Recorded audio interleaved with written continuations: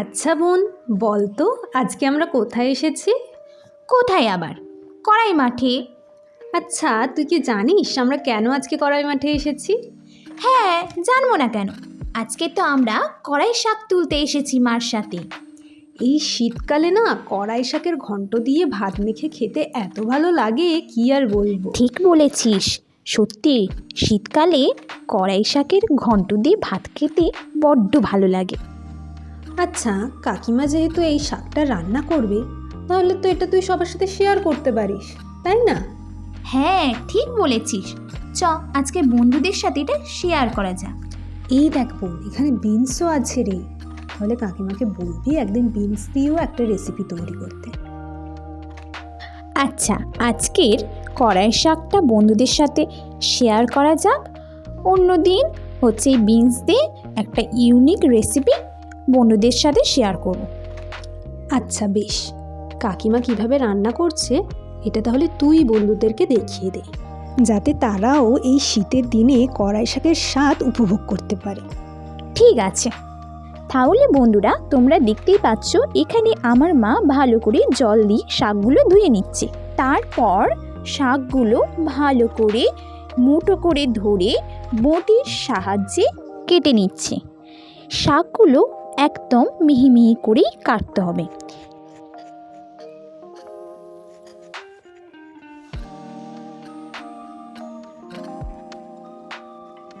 দেখো বন্ধুরা, এইভাবেই শাকটাকে কুচু কুচু করে আমার মা কেটে নিয়েছে, একদম মিহি মিহি করে।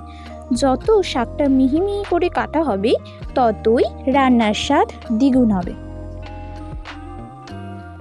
শাকটা প্রায় কাটা হয়ে গিয়েছে, এবার তোমাদের রান্নাটা দেখানো যাক। মা কড়া উনুনে বসিয়ে দিয়েছে।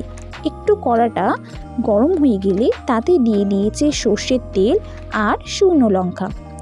তারপর এটাকে ভালো করে নেড়ে চেড়ে নিতে হবে যতক্ষণ না লঙ্কাটা একটু কালো কালো করে ভাজা হচ্ছে। তারপর এটা তুলে নিতে হবে। তারপর আরেকটু সর্ষের তেল দিয়ে তাতে দিয়ে দিচ্ছে 5 ফোড়ন।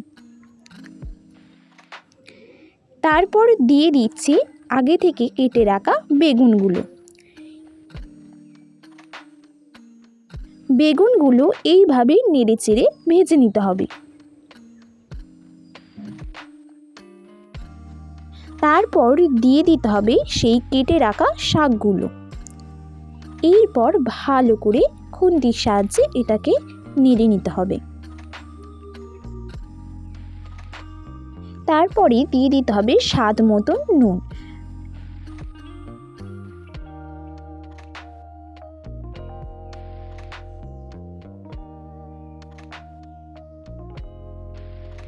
তারপর দিয়ে দিতে হবে 1.5 চামচের মতন লঙ্কা গুঁড়ো আর হলুদ গুঁড়ো।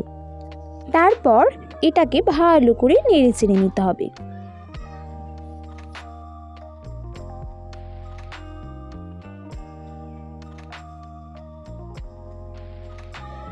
এরপর একটু জল দিয়ে দিতে হবে এবং এটাকে নেড়ে চেড়ে চাপা দিয়ে দিতে হবে সিদ্ধ হওয়ার জন্য।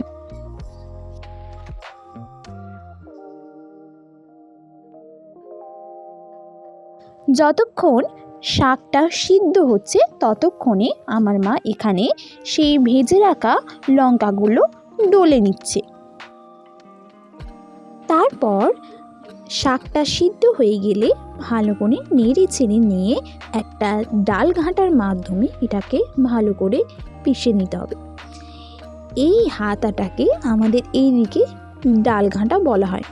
তোমাদের ওদিকে কি বলা হয় নিশ্চয়ই কমেন্টে জানাবেন।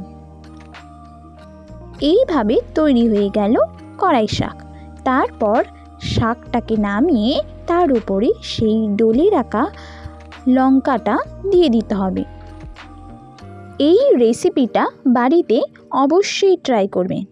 কথা দিচ্ছি আপনাদের নিশ্চয়ই ভালো লাগবে। আপনারা যদি অন্য কোনো রেসিপি আমার মার কাছ থেকে শিখতে চান তাহলে অবশ্যই আপনারা কমেন্টে জানাবেন। আমরা আমাদের যথাসাধ্য অনুযায়ী সেই রেসিপিগুলো আপনাদের সাথে শেয়ার করব।